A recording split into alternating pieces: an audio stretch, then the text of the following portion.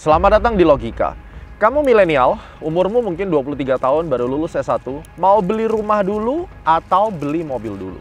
Ini adalah perdebatan panjang yang tidak pernah selesai, tapi hari ini kita akan melihat dari sisi logika.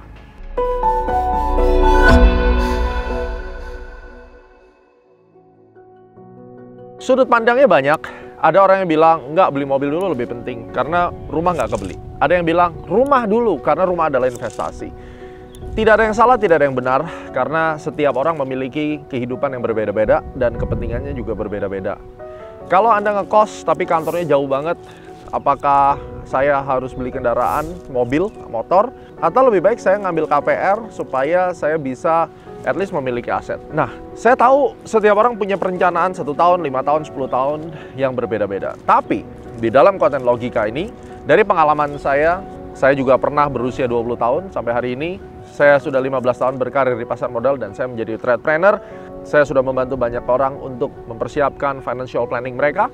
Ternyata dalam perjalanan saya melihat bahwa orang-orang yang memikirkan masa depan itu memiliki hasil yang jauh lebih baik dibandingkan yang agak sering panik dan FOMO, takut ketinggalan, dan pada akhirnya mereka mengejar yang terdekat dulu. Artinya bagaimana? Common sense-nya begini. Kalau misalnya kita beli mobil, memang kita perlu mobil untuk jalan-jalan dan seterusnya. Tetapi mobil itu depresiasi.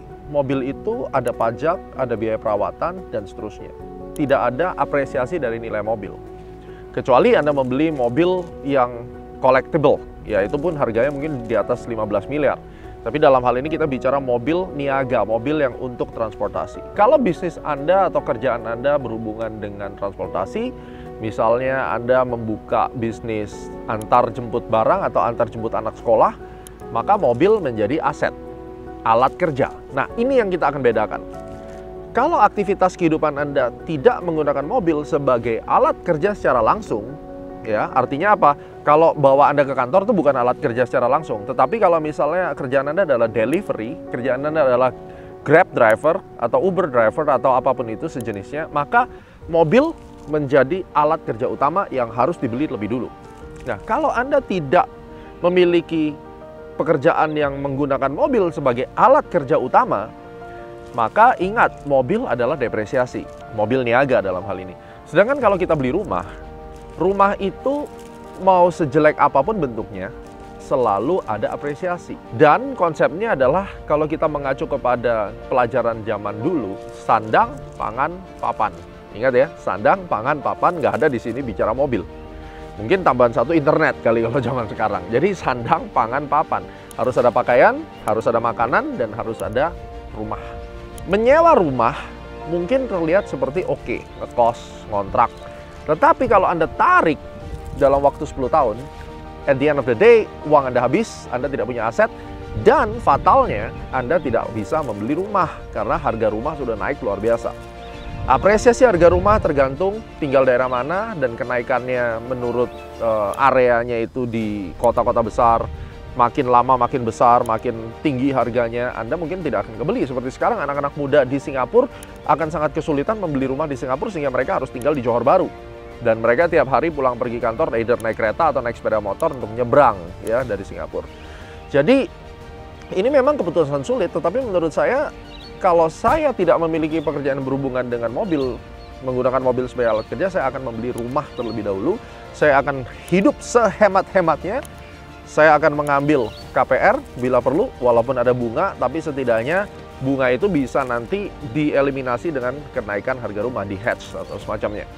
Jadi saya akan beli rumah dulu, dan mobil bagaimana transportasi? Mungkin saya akan beli sepeda motor. Ya harus capek-capek dulu ya, mungkin kita saving money dengan kita Gojek atau kita naik Transjakarta misalnya. Jadi yang pertama adalah kalau kita sudah punya rumah terlebih dahulu, maka kita sudah aman. Rumah tidak harus yang besar ya. Anda bisa beli apartemen mungkin, atau bisa beli rumah tinggal yang kecil yang tipe 36 atau tipe 72. Saya tidak bicara mewakili orang yang punya uang banyak, tetapi kita bicara orang-orang yang baru mulai kerja, dan ini kita belum bicara menikah.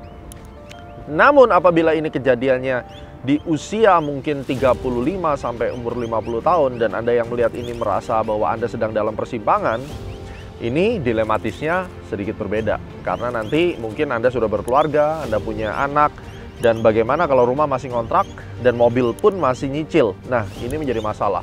Karena krisis ekonomi yang bisa datang sewaktu-waktu, misalnya COVID tiba-tiba datang, semua yang memiliki cicilan-cicilan ini tentunya akan bermasalah. Kalau kita harus milih hidup di dalam cicilan, apakah saya hidup di dalam cicilan mobil atau saya hidup dalam cicilan rumah? Saya akan pilih hidup dalam cicilan rumah. Dan kalau kita hidup dalam cicilan yang begitu banyak, ini akan menjadi masalah. Buat Anda yang usianya mungkin sudah 35 ke atas, safety is number one. Jadi artinya apa? Kalau Anda di posisi persimpangan, Anda pilih either mobil atau rumah yang mana yang mungkin hari ini Anda mau beli, yang bunganya mungkin paling ringan, cicilannya paling ringan, ya. Dan juga Anda mulai harus pertimbangkan bagaimana caranya Anda memiliki sebuah investasi yang hasil investasinya bisa digunakan untuk membeli aset yang bisa terapresiasi. So, kesimpulannya, jika Anda adalah milenial dan Anda lebih mementingkan masa depan yang lebih terencana, maka menurut saya, belilah rumah sebelum mobil.